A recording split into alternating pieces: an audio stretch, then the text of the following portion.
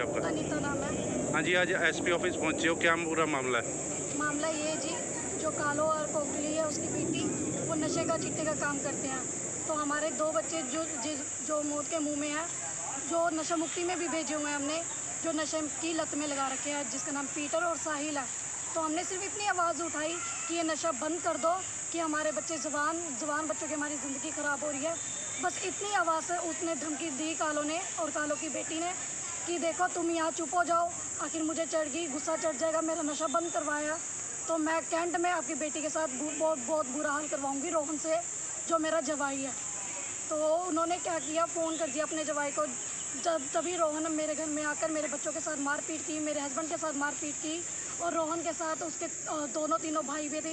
रोहन था, प्रिंस था, और हाथी था जिसका नाम हाथी है वो भी था, एनसी था, गुड्डी थी, टीरा था, टीरे की वाइफ लता थी, अनिकेत था, और भी बहुत से लोग थे जिन्होंने मार पिटाई की। और मार पिटाई करने के बाद जब मैं सिविल हॉस्पिटल के पास जाती हूँ अपनी बच्चों की पट्टी करवाने, तो मुझे बाहर घेर कर उन्होंने बोला कि देखो तुमने हमारे खिलाफ़ कोई एक्शन लिया तो अब तो बच भी गई, अब तो बिल्कुल ख़त्म कर देंगे हमारे खिलाफ़ कोई एक्शन लिया तो मैं वहाँ बहुत डर गई थी और मैं सच नहीं बोल पाई। और इन लोगों ने मुझसे इतना बुलवा दिया, इतना बोला कि तुम्हारे घर छत गिर गई। तो मैं डर गई, मैं चौंक गई कि छत गिर गई। तो मैंने डरते मारे जैसे ही लोगों ने बुलवाया मैंने सिविल में वैसे ही बोल दिया, और वैसे ही बोलकर मैंने अपने बच्चों की मल्लम पट्टी करवा ली कि हाँ छत गिरी, पर छत नहीं गिरी थी। जब मैंने घर जाके देखा अपना रूम, तो मेरे रूम में काफ़ी तोड़ फोड़ हो रखी थी।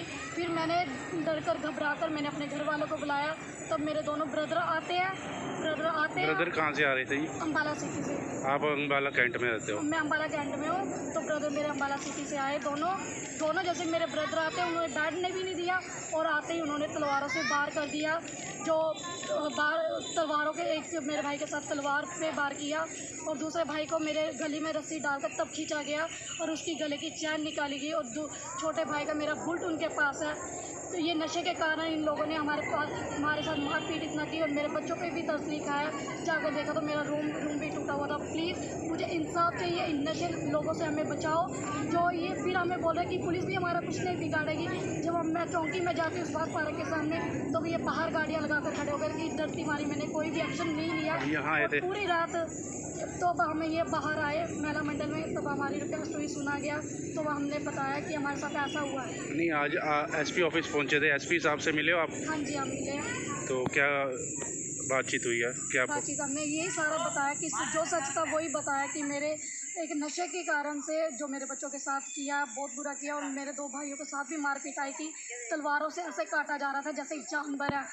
वो आगे की ना पीछे की सोच रहे थे, बिल्कुल ख़त्म करना चाहते थे। जैसे कि सोचो जब मेरे बच्चों पे नहीं तरस खा रहे थे तो वो मेरे भाइयों पे कैसे तरस खा लेते। इनके साथ भी बहुत बेकार सुलूक किया उन्होंने।